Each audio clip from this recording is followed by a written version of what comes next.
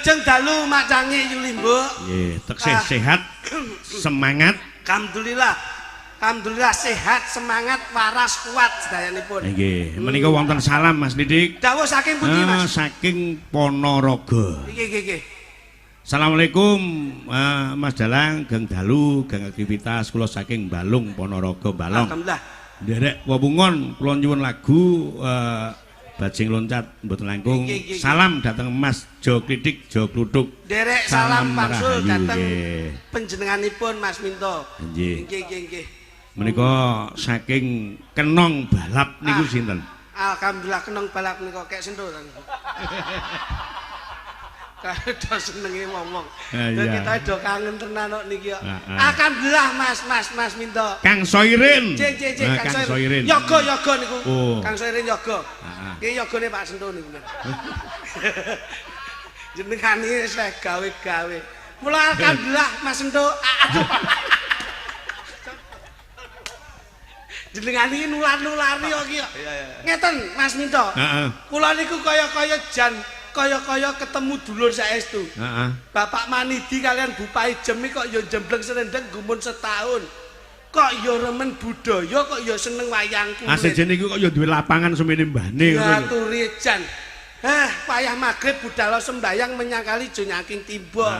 Mumpung sik urip sregep-sregepon nanggap wayang, sok nikmati ben munggah swarga. Wah, niki lho. Mula niki bengi alhamdulillah Bu Paijem gelar wayang ngeten iki pun pahalane luar biasa, sedekahe ora umum, rakitang sithik wong seneng ora dirasake dhewe ning dibagi karo warga tetangganipun. Niki Mas, niki jenenge sedekah tun wong sing ora medhit ngeten niki. Jajal sampean delok Bu Paijem kali Pak Manidi. Dicontoh ngono kuwi. Panjenengane lenggah ngono kuwi. Ya. Ayo. Nyenengke to Pak Manidi? Iya. Ora sombong to? Gak, nyatane sugih tapi ireng ya Pak Maidi. Lho. Sugih tapi ireng iki kepiye? Wong ireng kuwi ndudoke wong tanggung jawab kula wentah. Wong sregep le nyambut gawe tanggung jawab marang kula wargane. Ora nyawang kuwi isuk, ora nyawang kuwi awan, ora mirsani kuwi wengi. Sirah gawe sikil, sikil gawe sirah. Oh, akrobat piye kok sirah? Lambemu kuwi lho. Ora lho. Sampeyan ngarani Bapak Manidi kuwi ireng mergo nyambut gawe. Iki ya ora kena dipaedu mergo nyambut gawene awan. Lah wong sing awakmu nyambut gawene bengi ya ireng to coba. Jajali, lho aku mbiyen oleh putih. Cuman ndelok pas Joko selepe bledos malah ireng, Pak. Oh. Nyapura bledos. Tapi nun sewu Pak Manidi menika nun sewu. Senajan to ireng paribasane ireng awake dhewe ning insyaallah bakal putih atine, putih resik tegese putih atine ya putih keluargane. Amin. Ning nadyan to kepiye wae wong semene kae iki umpama kulite putih, awake putih, sing digoleki lek sing ireng. Sing ireng Pak Minto. Lah iya. Kene iki Pak Minto. Sing ireng apa to Pak Minto? Maksude Mas Minto sing digoleki sing ireng ki mripat Pak Manidi lho. Mripat ki nek putih to lak elek. Nah, mesti ana ireng. Ireng pelengkape ngono kuwi Mas. Nah, ngono lho. Dadi kudu digoleki. Aspal kae ireng. Kae gunane kanggo ben ketok dalane. Jajal putihen kabeh, ra bloloken mripate. Mula kabeh ki ndelok. Pak Manidi menika lho. Piantune sewu. Senajan to kulite ireng tapi jame kuning. Menika ndudune jame kuning ki piyayi mbiyen ki senane krepyak ngono kuwi. Menika ndudune Pak Manidi menika Pak Manidi menika nduduhne keemasan beliau itu untuk keluarganya. Amin. Loh, niki nun saya lho Pak Minto. Nyatane mboten sombong. Loh, nyatane ora sombong. Biasane wong duwe gawe wong sugih, iki lingguhe mesti dingklek sing apik. Nyatane Pak Manidi menika lingguhe ya ning lincak. Iki nyatu ya enake ya kuwi kok. Loh, niki ndudune Pak Manidi niku wong sing sederhana. Nggih. Nggih mboten? Ya. Pak Manidi ku ora ndudune wong nek iso nanggap wayang nimbalin jenengan, ning beliaunya menunjukkan bahwasanya kesederhanaan itu yang selalu ditanamkan untuk keluarga. Sugih ora malih, penak ora ndangak, sugih bondo ora pamer dodo. Niki Pak, menika Pak Manidi Pak selalu dingkluk andhap pasar ora dudune wong duwe. Delok ngisor Pak nun sewu. Sebabe nyapa kok delok ngisor? Delok duwe ceblok apa ora ngerti. Delok ngisor ki ora sombong. Delok ngisor ki ora sombong. Wong sak rekasane menungso isih ana sing wong sing luwih rekoso. Loh, isone mulya gumantung saka wiwitane isone mulya biyen wiwitane rekoso, Pak. Isone sukses biyen dari proses. Niku Pak Manidi, Pak. Kula niku kali Pak Manidi pun ngeten lho, Pak. Masyaallah. Plek. Kali bapak iki. Lho. Ngeten, Pak. Heeh. Pak Manidi Bu Paijem kali kula jos, Pak. Lah nek kaya bapak, kaya ibu, lho, kaya anak kudune lak bekti kaya putrane. Wis to. Mas Arifin, Mbak Gesa. Pak Manidi menika nuwun sewu. Pak Manidi kali Bu Paijem menika nyapa? Nyapa? Endi? Pak Manidi kali Bu Paijem menika lho, la yo endi Bu Paijem endi? Kae nek bapak lenggah kene iki to Mas Minto? Heeh. Nek ibu lho lenggahe ning ndi? Lho, Bu Paijem. Sing ndi? Beliaunya itu loh. Oh. Pak Manidi kuru, Bu Paijem lemu, Pak. Sebabnya Mas itu menunjukkan bahwasanya perjuangan seorang lelaki demi kesuburan seorang wanita. Kebahagiaan seorang wanita. Saya yakin moto dari Pak Manidi itu adalah happy wife, happy life. Sesek moto dari Pak Manidi happy wife, happy life. Artinya bahagiakan istrimu, insya Allah keluargamu juga akan bahagia. Dan tepuk tangan kagem Pak Manidi. Iya. Kali Bu Paijem. Jadi cekake rekoso wong lanang sing penting bojone mulya. Mulya, Pak. Wong lek iso mulyakne bojone, insya Allah keluarganya akan bahagia. Contohnya apa sih dijawabne putrane Pak Manidi menika, insya Allah akan hidup berbahagia dadi keluarga sing sakinah mawaddah warahmah. Amin. Pak Manidi menika nuwun sewu. Manidi menika madhep mantep niki niate Kang Becik. Ning aja kok gandengke lho, engko lek ngantek kok tembungke rong kata. Mboten Pak niku kula mikir bingung mesakne. Sik, nek Bapak Manidi yen mbok goleki saka makna dan doa nama maki madhep mantep niki niat Kang Becik diki dina-dina tansah ndedonga marang Gusti Kang Arya Jagat Gusti Allah Subhanahu wa taala. Insyaallah apa sing dadi gawene diijabahi dening Gusti Allah Subhanahu wa taala. Alhamdulillah. Lah kawengku dening Ibu Panijem, Bu Paijem, pamlika saka tembung, paitane iki iman, jem menika saka tembung jembar dadane. Loh. Kaget aku, kaget. Aku ngrungokne jem ngono wedi lek. Samar nek bleset aku. Aku yo kalem. Paki paitane iki iman, jem iki jembar dadane. Aku yo tak kalem-kalem wedi kleru aku. Iya. Tegese paitane menungso. Lho iki ra Bu Paijem ya. Bu Paijem guyang-guyu. Pamlika paitak. Nyapa kok sebabe guyu? Kowe ra ro to? Nyapa? Becekane akeh kok. Lho, non sewu lho. Pak Manidi karo Bu Paijem ora nampa becekan. Jas. Tenan. Non sewu, iki mau sore lho. Sampai tamu sik akeh lho. Kotake dilebokne. Berarti wis ora nampa becekan. Lho, ora perkara kuwi. Mergo mau akeh wong akeh ning jero omahmu dadi delikne nanti lho. Tegese Bu Paijem menika paitane iman. Insyaallah Bu Paijem imane kuat, jembar dadane wong sabar, Pak. Tegese wong sabar ki innallaha ma'asabirin. Wong sabar kekasih Gusti Allah. Mulane Bu Paijem ngagem jilbab menika lututnya beliaunya itu bahwasanya seseorang yang religi, Pak. Agamis, Pak. Mula lek bayangane wong tua mesti dicontoh karo anak. Insyaallah mula putrane Mbak Gesa yo nderek jilbaban. Ndi Mbak Gesa? Lah itu lenggah itu. Lah, karo Mas Arifin. Mas Arifin ki kagungan perusahaan CP apa Arta Sentosa. Karo tambang kapur, batu kapur. Nggih. Mula piyayine ya ngono kae nyenengke. Iya. Putrane Bu Paijem ya nyenengke. Mbok anakmu dicontoni jilbabe ngono ben ketok agamis. Anakku lanang kok jilbabe gedeng jane. Maksudnya ki sing wedok kae lho. Wedok sing urung enek kok. Oh, gawe. Ya lek anake ya ibuke diajari jilbaban. Sampun, Pak. Sampun apa aku wingi rono ya mek uren-uren ngoten. Pak Minto, niku lek pas nemoni jenengan pas uren-uren, tapi ning omah niku jilbaban, Pak. Loh. Lho, lek umpama jilbaban kali Bu Paijem niku sik wasis, sik pantes bojo kula, Pak. Pantes bojomu. Kok pantes bojomu? Lho, Bu Paijem itu sewu. Bu Paijem ki lek nggih jilbab biasa. Sederhana. Nggih. Bojo ki nun sewu. Wis ketularan karo digital. Apa kuwi? Tegese iki TikTok, medsos. Bojoku lek nggih jilbab lho ya. Nggih. Kene kayak kembang melati. Masyaallah. Kene kembang mawar, Pak. Nggih. Tengah ini kayak kembang api. Wah. Kok mbledos dase. Lah ra ilang dase pisan gantine ndas kucing ngono. Kowe iki wong bojo ki dimulyake. Ngene lho. Wong jenenge Pak Manidi kalian Bu Paijem ki mulyakne keluargane.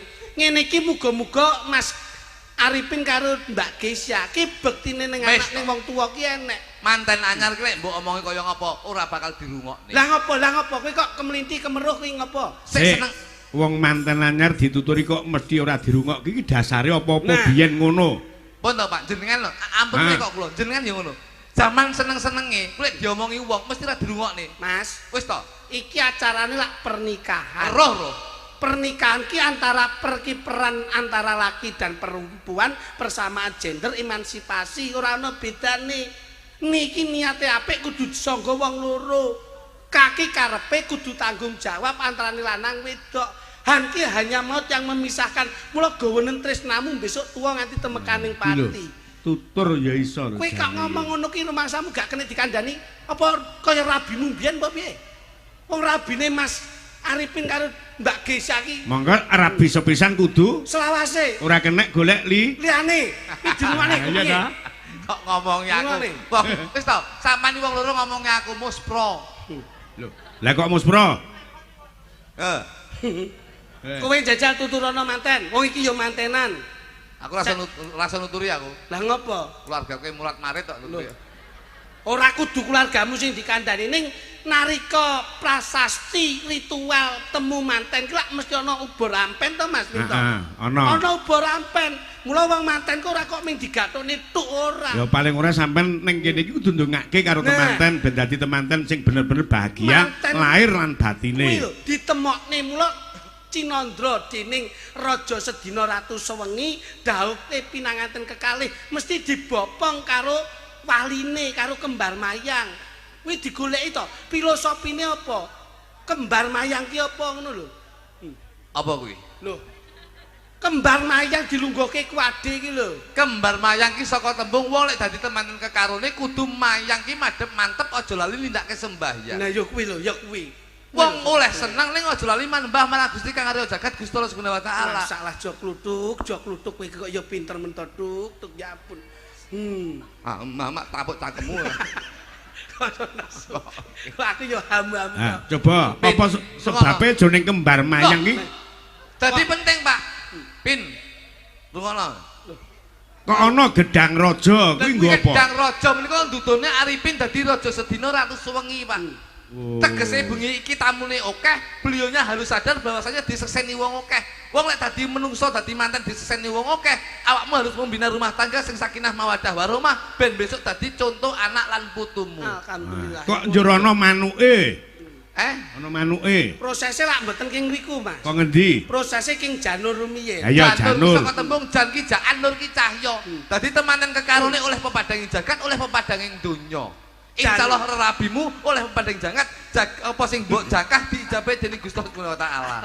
Iya. Januripun lak wonten bentuk kupat, Mas. Kupat ki ngaku lepat pin rungokno. Kowe oleh sugih ning nek pengalaman rabi kalah karo aku kowe. Wah. Iki lho Mas, iki ra tau geger Mas karo bojone. Ora tau. Ora tau wong aku wedi karo bojoku kok. Kowe iki kudune yo tatak kok iso. Janure digawe kaya kupat. Tegese ngaku lepat. Wong lanang yo aja egois, wong wedok yo aja egois. Ning keluarga kudu rebut salah rebut bener. Dadi menungso ki luwih becik njaluk pangapura tinimbang ngewehi pangapura. Lho, kupatipun mboten kok wujudipun janur digawe kupat ning janur digawe keris ya ana. Keris ki bentuke menggak-menggok. Dadi rumah tangga aja sampai kaget karena kamu akan menghadapi lika-liku kehidupan. Loh. Dadi ana ya. Iya. Ana kupat, ana keris, jur janure dibentuk kaya manuk. Kuwi ndudone yen Mas Arifin duwe manuk. Lho. Ning dinding-nggon ki ya gawane kuwi. Tegese manuk ki filosofi. Manuk ki mibul sak nggon-nggon ning bakal mulih ning susuwe. Saman oleh nyambut gawe rono rene ning aja lali sampean saiki wis berumah tangga kudu mulih nyukupi keluargamu. Janure dicepke ning debok. Debok yen wis mantep kudu ndang bok.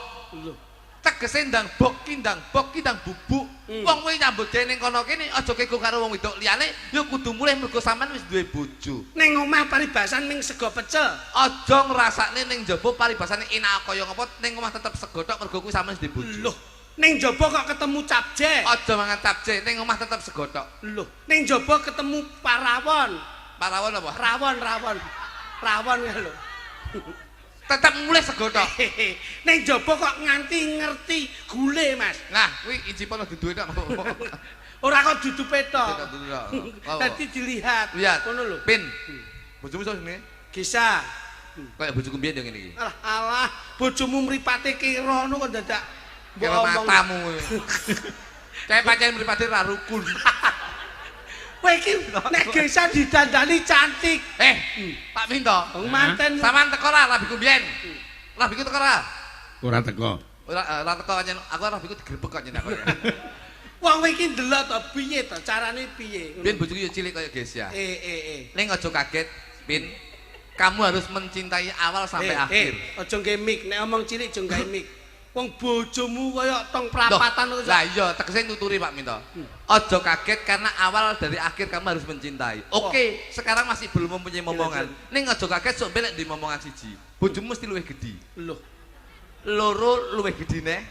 Telu saya gedhi, papat kok kaya iki. Iki aja kaget, Min. Kamu harus mencintai apapun bentuk fisik istrimu. Mergo tresno ki ora ndelok rupa ning saka rasa, Pak. Gitu Pak Minto. Ini lah kudu komunikasi. Gitu Pak Minto. Ya. Pertama oke.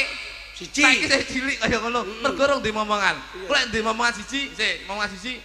Wis sak ngono kuwi. Ah, lho gede. Nah. Loro. Nah. Telu, iya. Sampai ngono.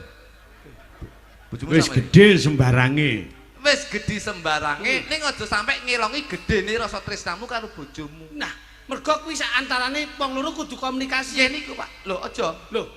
Harus komunikasi. Yen iso sampean karo bojomu ben awet. Ki pin tak tuturi ya. Guys ya. Aku ki rabi wis 17 tahun. Weh, ping pira, Mas? Pisan lho, Bos. Oh ya wis. Aku ki tertib ora kaya kowe.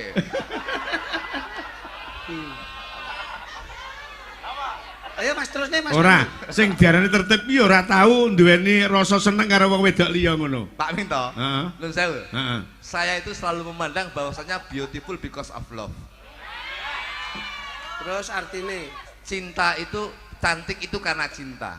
Jadi mergo apapun bentuk istri saya, mergo kula cinta, saya selalu melihat bahwasanya istri saya cantik. Kula niku lek ndelok wong ayu-ayu ngeten iki. ora kego ya. Loh, nun sewu. Ora pengen ya. Loh, jane ya pengen, Mas. Tapi ya wedi ta kowe. Lah ya kuwi. Ora enak kok wong lanang ki nyawang wong ayu ndak demen ki ora enak. Tapi nun sewu Pak Minto. Nun sewu lho. Ya. Nuturi ki Pak Minto. Sang. Jendol HP. Loh. Lho kuwi ki HP-nan karo bapake karo ibuke ke lho, Mak. Tak tuturi tenan. Kok sampean ndelok HP tak tuturi ra gelem, aku mudun lho. Loh. Lah kowe mudun-mudun wong rong kebayar kok. Sing ngomong sapa wis lunas aku kok. Wis lunas iki. Lunas lak separo mian. Separo apa-apa ae. Oh no. Lho. Bupai jem. Gesah lho, Gesah. Gesah ngapa bupai jem mbok tuturi kok. Gesah kae lho. Lho bupai jem ndangake. Ndangak trayo nyawang awakmu rada gila kematne kok. Sa. Pin. Ben awet. Kudu omong-omongan. Aja omong-omongan. Loh. Loh. Lah iki lho, ilmu piye jajali? Lemar nuturi ben awet. Aja sampe omongan karo bojomu. Lah terus? Loh, lek komunikasi piye? Kok sore entuk omong-omongan? Kadang-kadang yen ada kerep komunikasi, itu akan menimbulkan perselisihan perbedaan pendapat. Loh.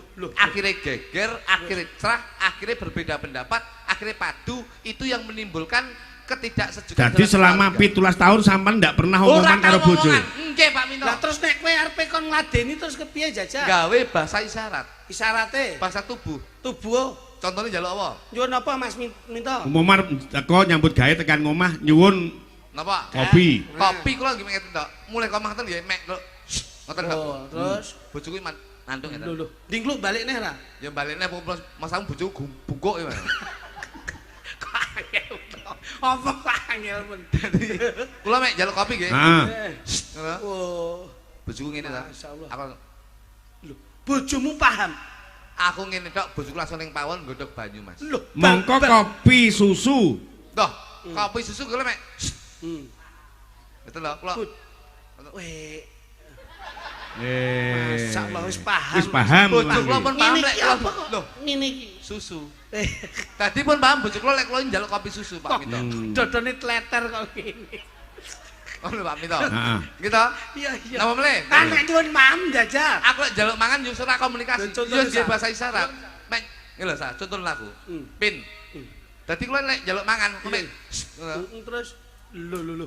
Ki ngerti nek mam. Bojoku mesti langsung serundul ning Lah pala. kamu kok kebutuhan biologis sak kudu Nah, Mas. umpama kowe arep nyambut gawe, perlu nyayang istri. Monggo kowe ndak komunikasi, ngambung pipi kiwa, pipi tengen. Lah, gisme kok. Ngoten Oh, tok. ngono ki ngerti ya bojomu. Bojoku langsung semluk ngene. Heeh terus ya ampun. Langsung nyepak le pipine. Kamu kok pipine sing tengen krowok lho, Pak. Oke, pangan codot tok kan. Lah nek umpama pas malam Jumat, njur kepengin ngibadah. Nah, lek njaluk adus lho ya. Aku mek ngono. Oh, kuwi ngerti nek mandi. Bojoku langsung nyepakne. Nek nyuwun kendaraanmu kok nyepakne, Mas. Aku mek njaluk kontak. Nek pengen hubungan wong loro. Nek njaluk mangan, aku langsung mek ngono. Ngene aku. Nggih. Nek nyuwun apa jungkas. Ngene. Iya. Nek pengen kumpul wong lanang karo wong wedok. Lek njaluk ngombe aku mek ngono. Oh iya bener Mas. Kudu sakit penting. Anu nek kepengin ngibadah sunah Rasul. Sunah Rasul. Lek pengen adus lho ya. Lek pengen adus lho. Iya. Aku mesti mek ngono. Lek pengen kelon. Ngerti ra? Aku lho. Aku yo nggih bahasa isyarat. Ya jal piye? Monggo kowe rek komunikasi. Aku yo nggih bahasa isyarat Pak Minto. Ya aku pengen bojoku ya. Nggih. Ujane bojoku apa banyak. Lah jane kon mantu ngene. Yo ngene to. Pengen sunah Rasul ya, Pak. Coba. Anu pengen nyuwun. Oh iya lah. Heeh.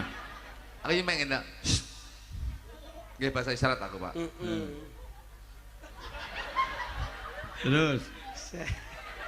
Terus akhirnya piye Bu? Bar kuwi terus bar ngene iki malah terus piye? Aku langsung terus. Heeh. Bar kok ngesor. Weh, sembrono kuwi nyapa kuwi? Nyapa kuwi? Anake wae ganti pampers. Iki celelekan kok, Mas. Kowe iki aja sembrono. Lah kaya nyapa kok dadak njaluk niku barang. Mas, kok dadak njaluk niku barang nyapa. Lah kebutuhan kok. Yo tapi ra tak diomongne bojoku wis paham kok ngoten niku. Lah wong carane ndak komunikasine ora omong-omongan yo bingung kancane coba. Lah yo ngene tok Pak Minto. Heeh. Kowe iki diomongi sing apik. Nek wis ngene iki antarane laki dan perempuan itu disahkan oleh negara dan agama iso diarani bojo. Bojo itu dari kata BJO. Ya. BOJO kuwi nek diwaca bojo. Mula B itu bangkitlah imajinasimu untuk memprioritaskan dalam kebahagiaan keluargamu. Ki lho. Iya. J itu jangan memberi janji-janji palsu. Nek tresno ya tresnanono, nek ora tresno ya tetep tunggonono. Lek tresno ya tresno sing tekan ati. Lek ndak tresno ya tukuwa. Lho tukuwa contongmu ki lho. Tegese tukuwa apa barang sing bisa nyenengne bojo. Oh lah kuwi lho kaget. Ben bojomu luwih tresno. Nah, coba Mas, saiki aku arep nyuwun panjenengan. Nggih. Dadi seorang pelawak ki harus apa-apa bisa. Kula sebenarnya iso Pak Minto. Kula aku nyuwun panjenengan iki engko nganggo bawa roman nganggo presiden. Coba kaya ngapa? Kula tak golek sing rada niki pun Wis. Pak. Ben ora perlu sak senenge panjenengan sapa sing dikersake. Niki mawon sak wulan rantek, Pak. Hah? Sak wulan rantek niki. Oh, pipit. Alah, Pak Manidi niku nyapa sebabnya lenggateng nggih ngematne kentongan bali desa niki. Ya nduk ngetika nduk kaya ngapa nduk? Ora ngono kuwi kok iso. Kowe ora samar, aku ora seneng nek rada cantik-cantik sing tak golek ngene iki lho awet. Iya, modele kaya begone batu kapur iki ngene iki. Lah iki lak calon armadane Arifin to iki. Alah padune golek aman. Ya sing aman ki ya ngene nduk, ora terlalu banyak pertanyaan. Masalah lah kok bokamu kaya tebing. Mas Lutung sampean tak goleki gandengan. Nggih, Pak. Ha, nduk diah ngadeg kono. Coba. Wah iya. Kluthuk jan padose niku. Nyapa to kowe kenyih nyapa to iki Pak Minto sing mundhut. Lah.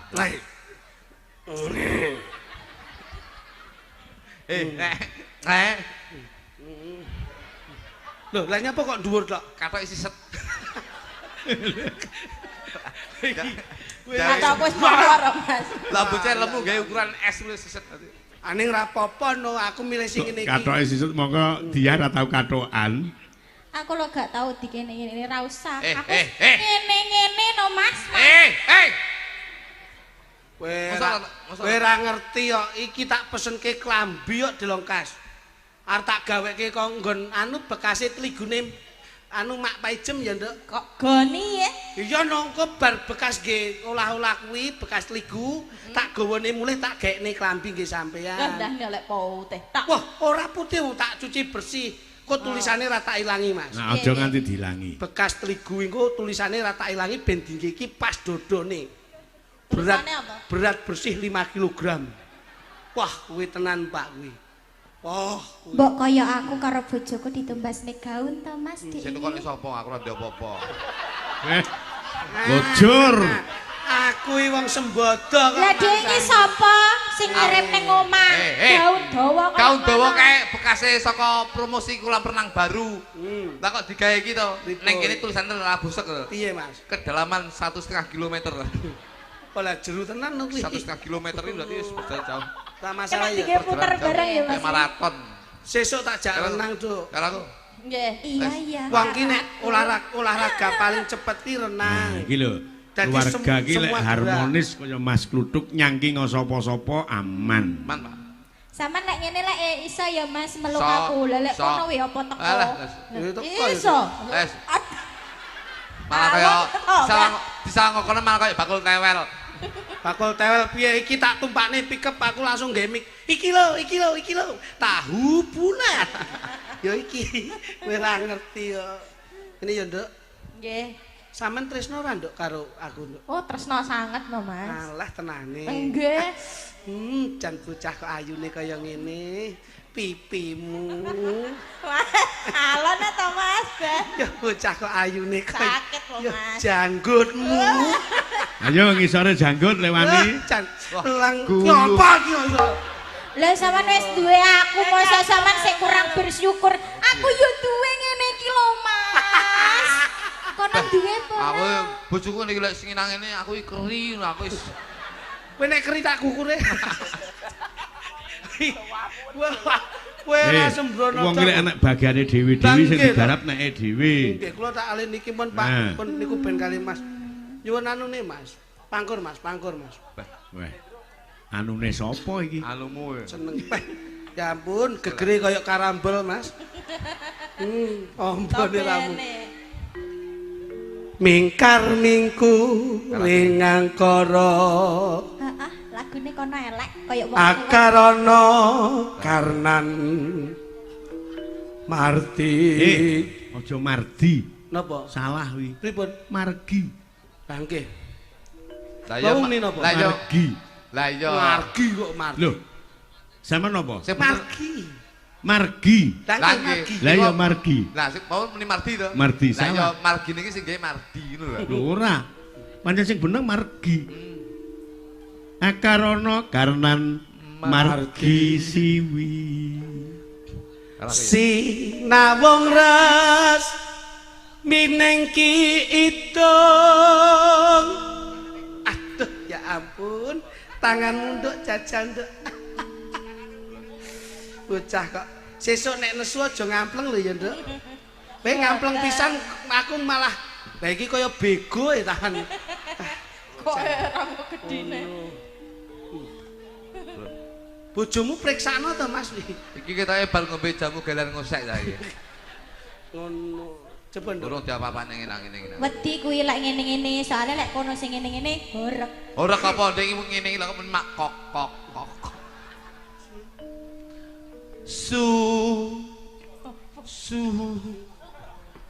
Sinawung ras minengki idung.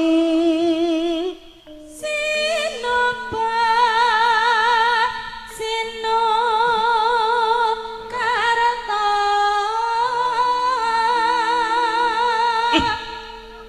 Mrih Kretarta pakartine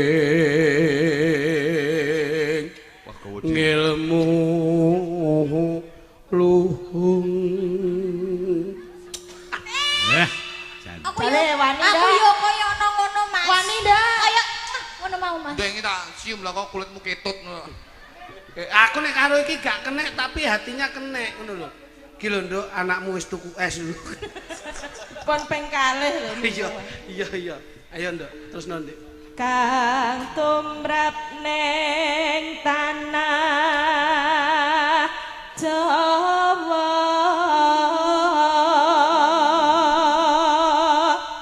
agama ageming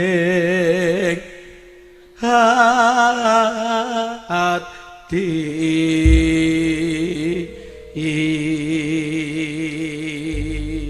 Jajeng garwanipun Kakang Jajeng manuta kuwi ndak penake uripmu ndak bopong ndak boyong ning Kadipaten Malupati ya Jajeng injih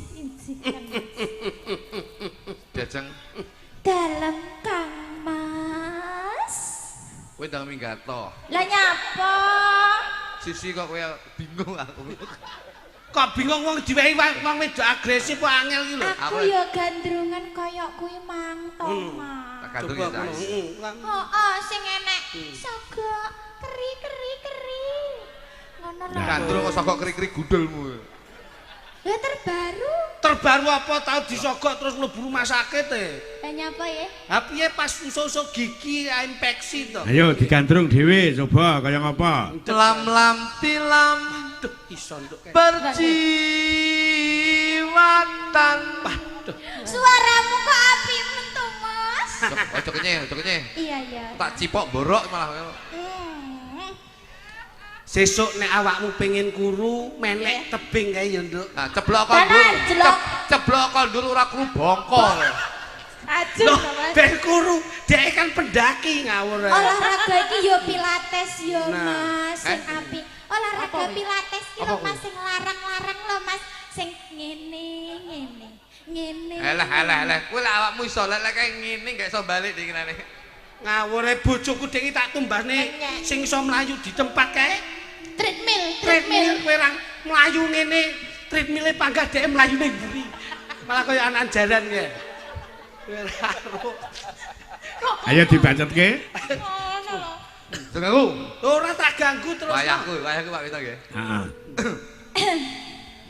heeh Ah iya. Cuma aku iya lali Mas lala ya sodok lam tilam balen ini berjiwatan pagulingan gandese ayune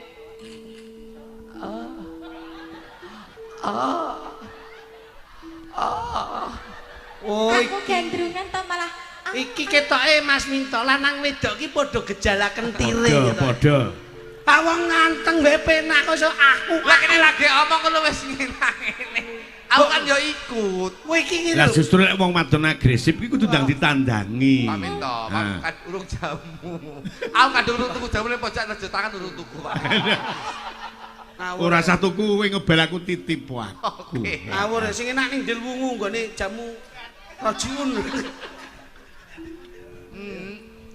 ning kuning lancen kuning ginawa liyan sampean romantis ayune kuninge eseme aduh nima sing wedok ki ngimpi apa wong sing lanang ki deloken to nek nembang irunge mekrok lho kok ya doyan inten-intene pun kakang jeng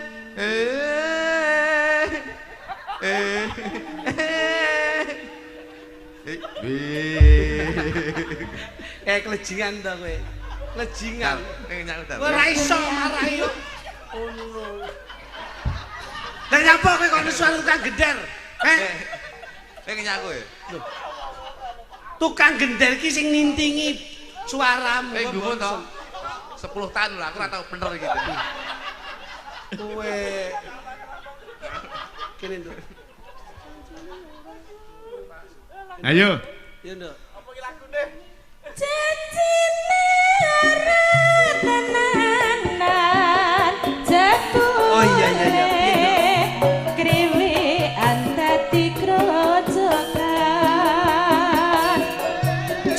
mikir apa? Saben-saben dielingke Terus nanging sejake kontang bayi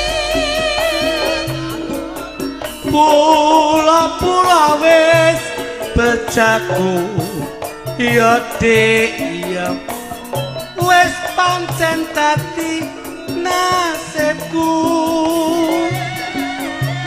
tak suwun marang sliramu aja dadi runtike atimu obahmu rasah nemen-nemen sampean ki ora perlu dadak obah nemen aku wae wis bunga ngaten ya Kang saking senenge nggih Mas Minto ampun ningali awak kula nggih Kang Mas piye diajeng panjenengan niku sumbangsih napa to kalih kula aku ora nyawang awakmu ning aku nyawang atimu diajeng ngaten nggih Kang Mas atimu karo atiku dadi siji nyawiji mengikat di antara batin dan batin akhirnya menimbulkan sebuah keluarga yang sakinah mawaddah warahmah itulah cinta sejati ya Sejati Pak Dingin ning prapatan rong wong ayu ya nyuwawang jare ning omah. Mripatku nyawa wong ayu ning atiku kanggo kowe Cahyu. Tenan apa piye to, Mas? Mbok picak to, picak. iya kok nganti jeru lek mono kowe kudu dirondap wah. Lah kaya aku. Wah kok lem. Ayo nduk coba nduk. Iwak cucu wadai karo nek bocah sini bangun aduh mas sini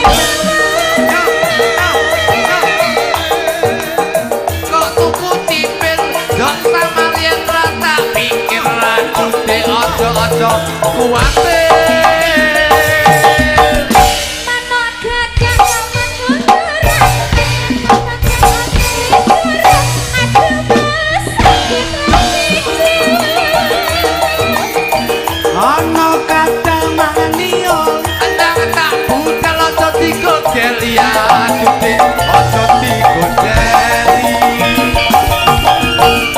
Nah, wis ngene iki lho, Nduk. Goyanganmu ngene iki. Wong sing kakung alus ki sing wedok ya aja kaya kae wis waduh. Ya enggak seru no Mas ya. Lah dhewe kan iso ngene-ngene. Lah kono. Paling tidak ki yen sampean sing ning ngesor ora ubah, aku sing ning dhuwur sing ubah. ngimbangi ya Ngimbangi. Mas. Nek aku sing ning dhuwur ora ubah, sampean ning ngesor ya kudu ubah, saling melengkapi. ora cocok kok lek awakmu ndur robah aku ngisor robah akhirnya lama-lama metu bocah itu yang jadi Lah lek kono suwi. Suwi trayo anu. Wis, aku saiki ming dadeg-dadeg ae.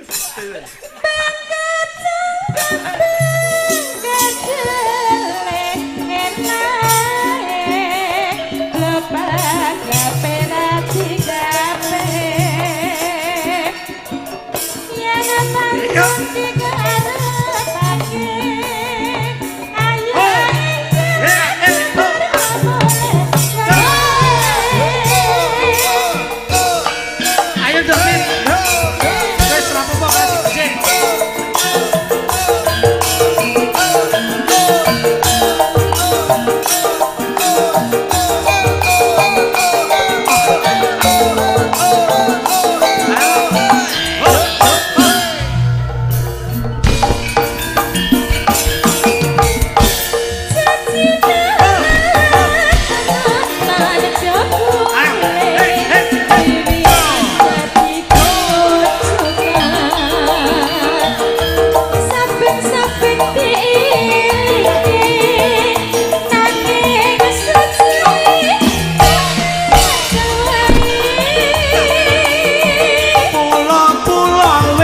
Bejaku yo dek yo wis pancen dadi nasibku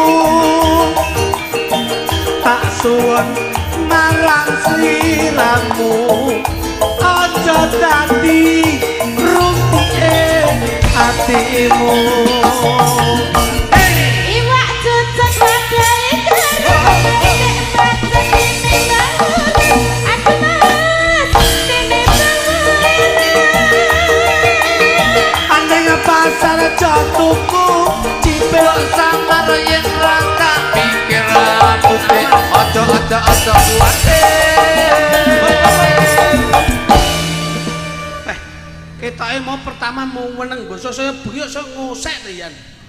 Oh, ya saya ngrasa. Ndongane penak lho, Mas. Anggere ngrasa penak ki ya saya ngosek ngono kuwi. Jan ya ampun, ya ampun. Ki tahun piro ki? Apane sing tahun piro? Iki lho kaya treke Arifin lho tahun piro. Alah. Manuk gagak kok ngaku meretan kesan aja manten diseru. Aduh Mas, sakit hati. Ono kadang mangani roti dan tahu telat dikondeli atuke ojo dikondeli.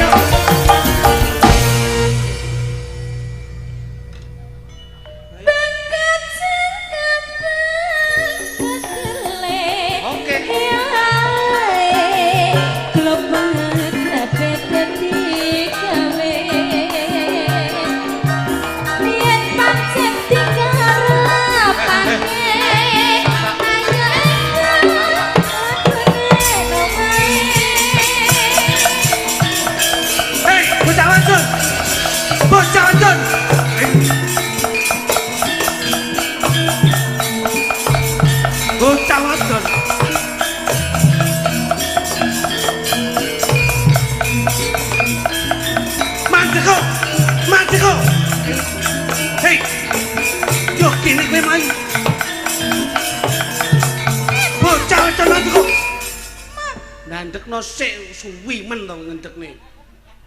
Kowe bocah wadon wani ana ing tengahing alas. Nah.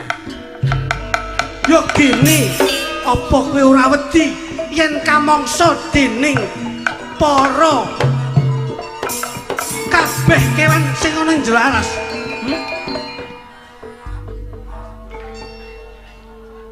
Aku ora wedi. Yo gene kowe bocah wedok manggon ing tengah.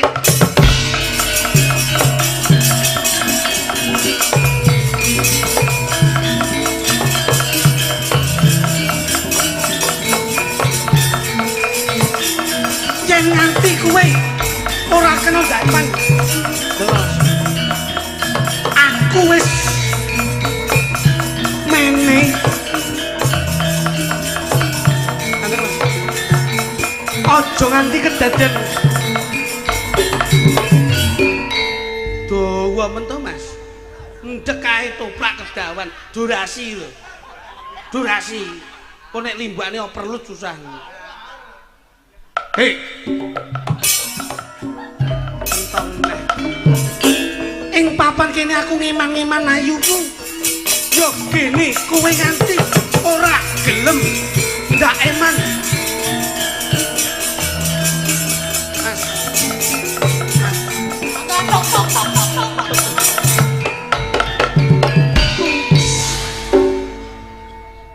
Wong kene omong tuk iki lho. Aku tak omong sik aja tuk tak tuk. Kowe ngerti ketoprak apa ora? Lah iya. Mbok tuk tak tuk. Lah iya bojomu iki gedhi ndang tuk. Kudune iki manut sutradara. Iya. Nek wis Pak Siswanda Harjaswita lenggah iki kudune ngerti. Sing lenggah iki Pak Siswanda Harjaswita iki. Iya. Siswa budaya mbok yak-yakan koyo ngono. Nek aku ngomong aja tuk tak tuk. Ngomong tak tuk cengelmu. Dirungokke. Dadi lek kono ngomong gamelane meneng dhisik. Nah, ngono ben selaras. Dadi ben ketok. Bocah wadon. Tak takoni sapa jenenge?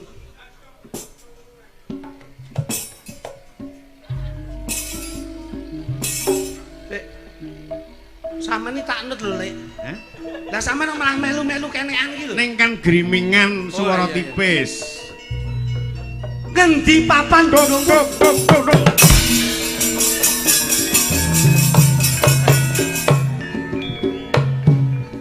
Sik Mas, hop. Endang tuh. Ngono kok jaremu ki Siswanda. Iki yo. Monggo. Ngendi papan dunungmu? Sapa jenengmu? Sira iku sapa? Jenengmu sapa? Lho. Sapa jenengmu? Jenengku Setyawati. Ngendi papan dunungmu? Ngendi papan dunungmu? Apa kok tekon-tekon? Yen kowe ngerti ngendi papan dunungmu ayo eman-eman ayumu ndak boyong ana ing Kadipaten Malopati, ndak pundhut garwa, ndak sengkake garwa Prameswari, Mo. Nggih. Mo. Ora gelem? Mo. Ayo, manut. Manut. Manut. Manut. Manut to. Ndak mau. Mas. Mas. Mas, tolong. Mas.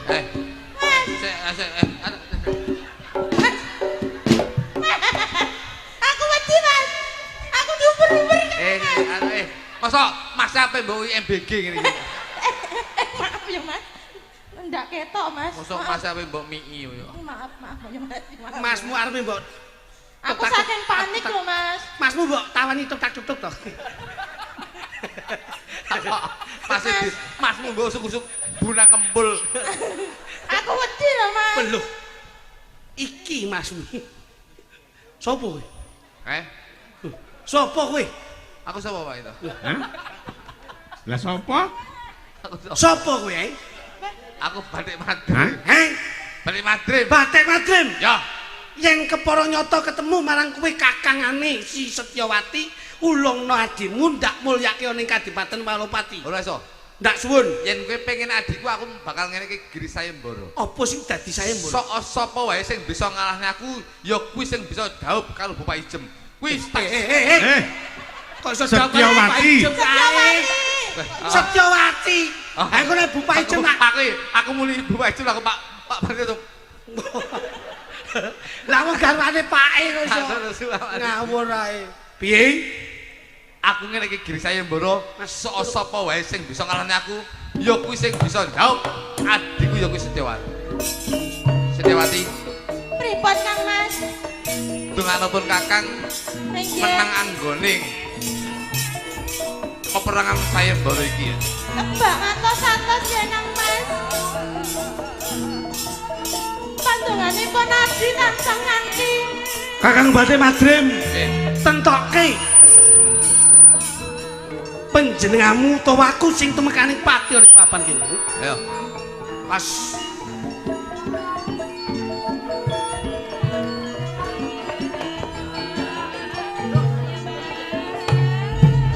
nasionalan. Ais.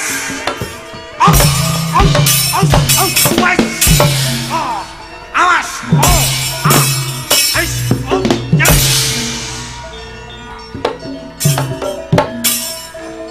Kaya wayang wong lho. Mas.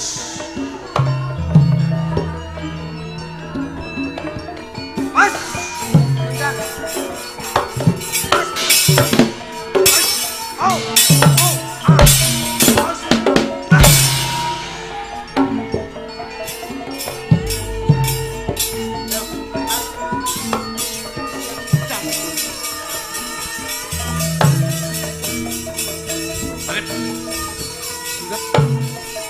Aku ngerti Kakang Batik Madrim, aku bakal ngetokne aji-ajiku. Mbok menawa kowe ora bisa ngalahne aku. ing papan ngriki namung panjenengan kaliyan kula. Sekti pundi Batik Madrim kaliyan angkling dalem. Ngetokne kowe aku sing kalah, sing sepuh. Mati dening kula.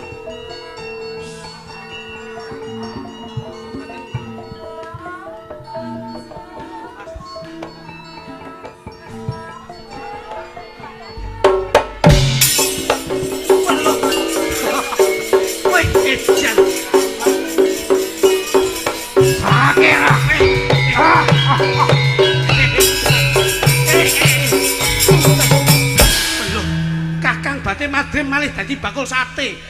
Kon aja macem-macem malah kowe. Sampeyan Batik Madrim, Batik Madrim.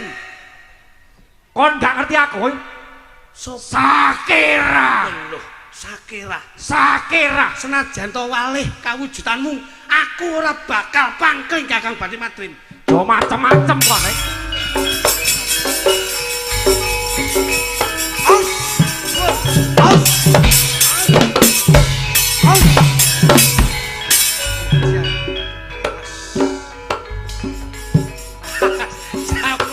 Ayo, tentoke. Ya, aus. Ayo.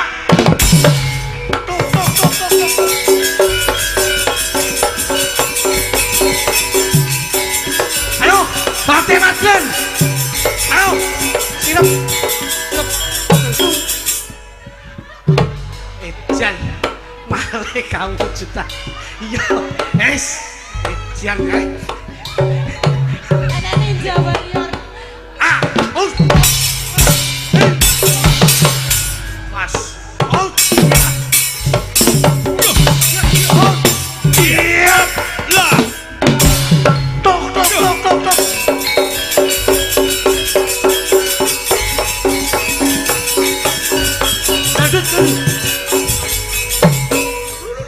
Adalah pulung-pulung.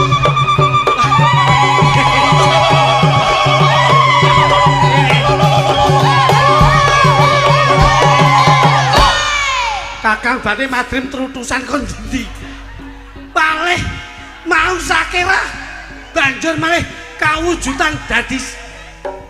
Oh, apa cing? Mas. Hai. Oh, oh, oh. Mas. Oh. Oh. Kakang Bati Madrim. Penjeran tampani gagak pecah silamu.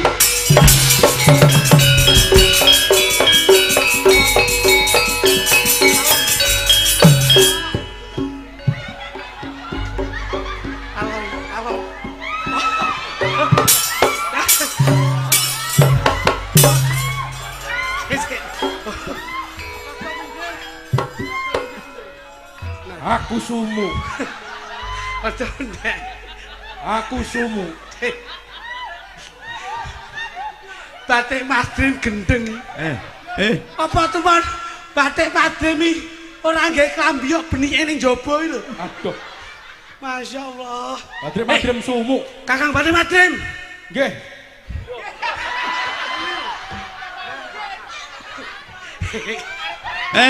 Batik Madrim pentile kaya ngono.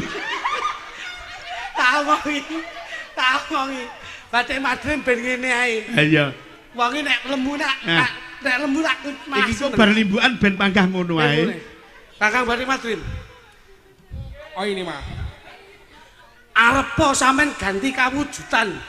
Sedina kaping 1000. Prabu Angkring Darma ora bakal lali marang sampean. Was.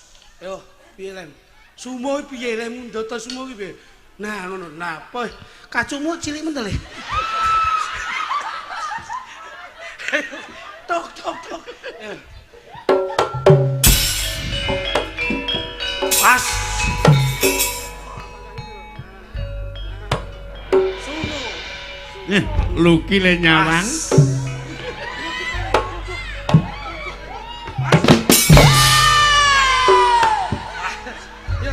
Awas. Awas. On. Awas. Lek.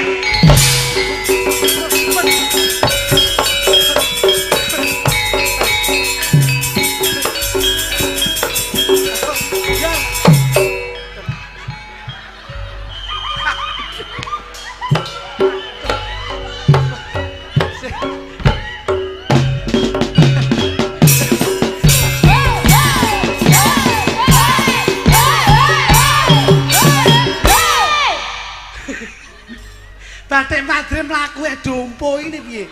Masyaallah. Iki kudu bubar iki. Loh, sebab Kudu bubar. sebabe Sing gawe gara-gara sapa? Dalang bubar. Loh, Sampeyan buka ning kene iki mengganggu ketertiban. lah kok mengganggu ketertiban? Sing berperan sapa? Sing berperan Angkring Darma, tapi sing ngongkon masih dalang. Sing duwe ketertiban ning kene sing berperan sampeyan to? Aku. Lek ngerti sadurunge iki mau arep ana rame-rame kok ndak kok antisipasi dhisik. Lah aku urung berubah kok. Aku lagi berubah saiki kok. Batik Masa Madrim. iki kudu bubar. Iki lek ora bubar mengganggu Koperasi Merah Putih iki kok. Iki urusane apa? Urusane apa? Ora enek urusan Merah Putih kok, Cok. Batik Madrim. Apa? Yen nganti kowe ora malih kawujudan kaya wingi ni bakal tak sirnake. Sungguh ke. Kowe ora ngerti aku bar iki malih apa? Ora ngerti to? Ora ngerti. Ayo. Kowe arep malih kawujudan. Kowe lek perang karo aku bar iki aku malih apa? Kowe arep dadi malih sing dadi superhero kowe. Mesti kowe iku bakal kepuyuh ngerti aku. Tak ilangke ganti kawujudan. Jiwa kowe. Iya.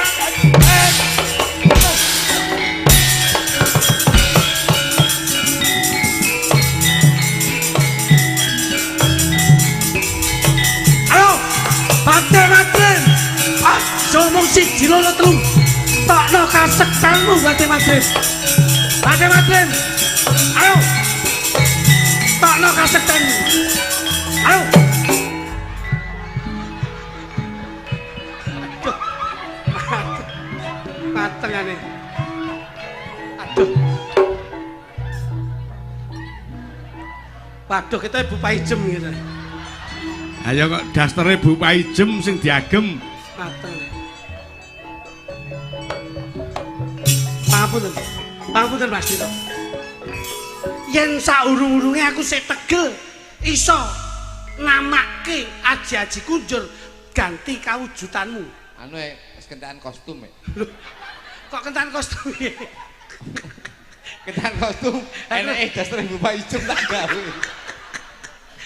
Kowe iki kudune ndang piye ngono? Oh piye piye wis kostume sentak. Kostume tek. Iku dastere Bu Paijem ning kumban ngono tak jukuk. Bu elek gemujeng lho, Dlon. Oh alah ya ampun Dlon. Mas, iki batik Madrim gandeng wis nganggo daster, iki disuwun joget ndangdut. Nggih, Pak. Saged kula mewakili Bu Paijem menika. Alah, lah. Napa Mas? Piye? Piye? Wangi. Karo unire mason tok ngono ta. Tak tuk. Bu ngambil daster nggih, Bu nggih. Ana ning kumban numpuk selika lho, Bu. Lah iki yo mbok awul-awul yo ngapa? Lah nek kuwi tak gawe. Alah, Bu, aku iki kangenmu kaya mbok lho. Bengi iki nanggap Mas Minto ramene ra umum. Tenan aku seneng ramu karo Pak Minto ki seneng aku ramu. Rejak-rejakne anakmu Gesa karo Arifin. Alah ning jero ki mek isine mek lodok lipik minju tok. Lah gini kok ora mbok tokne kabeh to, Bu? Tak tokne kabeh ngurane apa-apane ya. Kok iso? Kopi beng sing pundi? Nah, yo ngadeg, Nduk. Kancana. Video mila tembangin dangdut kanggo kanca-kanca nuruman sing sebarengan sampean. Bokong Semok. Ibu ngersake. Ibu ngersake bokong Semok. Mosok ayo nek gumun, mosok datar cilik ngene Bu Paijem yo. Lah yo senane ketat ngono kuwi. Yo ngadeg Mbak Widya, Mbak Mita, Bokong Semok langsung dados. Yo dampingi karo Bu Paijem. Ya ampun. Bos. Sampeyan iki dadi instruktur nek kono kuwi dedep ngono lho. Pakaiane aku mewakili Bu Paijem ya. Nggih, ngono. Pancen biyen Bu Paijem ki instruktur sok horeg pelatih senam yo jajah. Yuk, kaya ngapa? Jogete diwarai. Monggo Bu Paijem.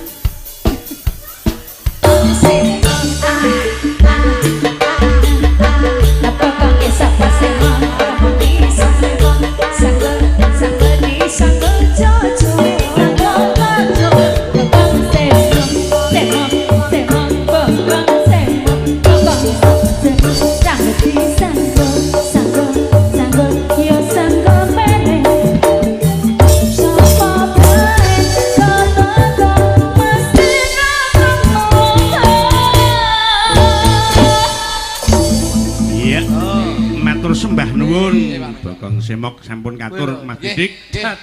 Menika salam saking Mas Kopral Ponorogo. Ugi Mas Nawin ingkang saking Batam selalu monitor panjenengan. Mas Suryonopati Lurah Codot ugi keparang rawuh dudomu wong Wonogiri. Ya. Dibablaske Mas. Menika pundutan saking panjenenganipun sapa iki? Nyuwun Riok Ponorogo, Kutha Blitar kalian Karangkates. Nggih, anu nyuwun pangapunten Karangkates menika saged tapi den saged dipun pinangkani Pak. Ganti apa, Mas? Digantos Karang Taruna Pak Minto. Oh, Karang Taruna. Nggih, mboten apa? Nyuwun Mbak Sulis, Mbak Punjung kalian Mbak Lilis Karnali, Karangkates ninggal tresno. Yuk, kaya ngapa?